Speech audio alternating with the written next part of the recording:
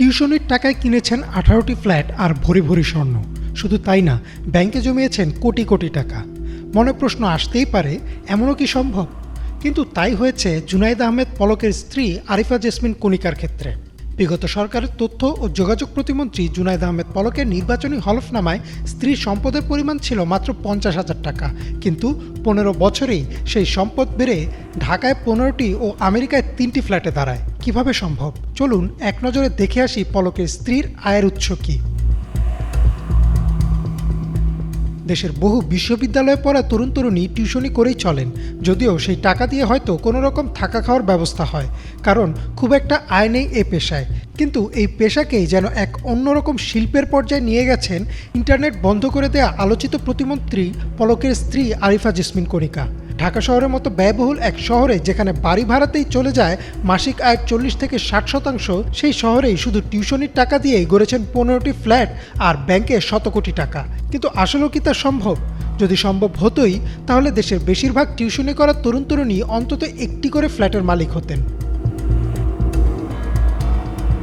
বিভিন্ন তথ্যমতে দেখা গেছে পলকের আয় বেড়েছে 1.7 গুণ।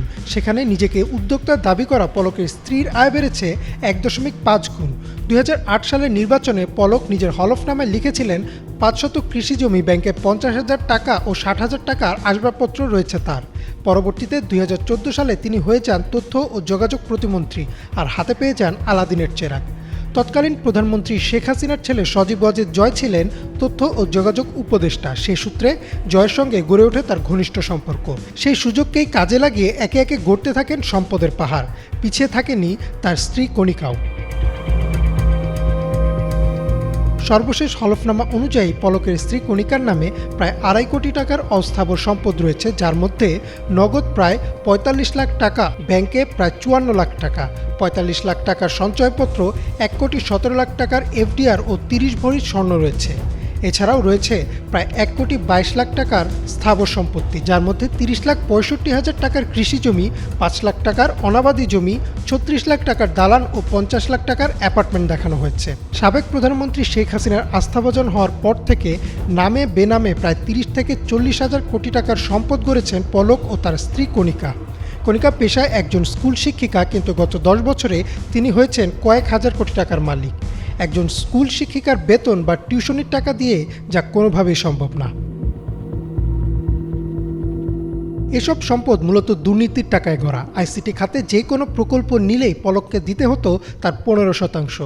শুধু পলকই না, স্বেচ্ছাচারিতা করতেন তার আত্মীয় স্বজনরাও। ডিজিটাল বাংলাদেশ, এটুআই প্রকল্প, Sheikh Russel digital lab, high tech park, ICT park সহ বহু প্রকল্প থেকে এই দম্পতি লুট করেছেন হাজার হাজার কোটি টাকা। তবে অবৈধ উপায়ে এত সম্পদ উপার্জন করেও শেষ রক্ষা হলো না পলকের। বাংলাদেশ ব্যাংকের আর্থিক গোয়েন্দা সংস্থা পলক ও তার স্ত্রী এবং তাদের ব্যবসা প্রতিষ্ঠানের ব্যাংক হিসাব স্থগিত করার নির্দেশনা দিয়েছেন। এছাড়াও পালাতে গিয়ে বিমানবন্দরে আটক হন পলক, তবে তার স্ত্রী কণিকা এখনও রয়েছেন পলাতক। ইমরান মাহমুদ, বাংলা ভিশন।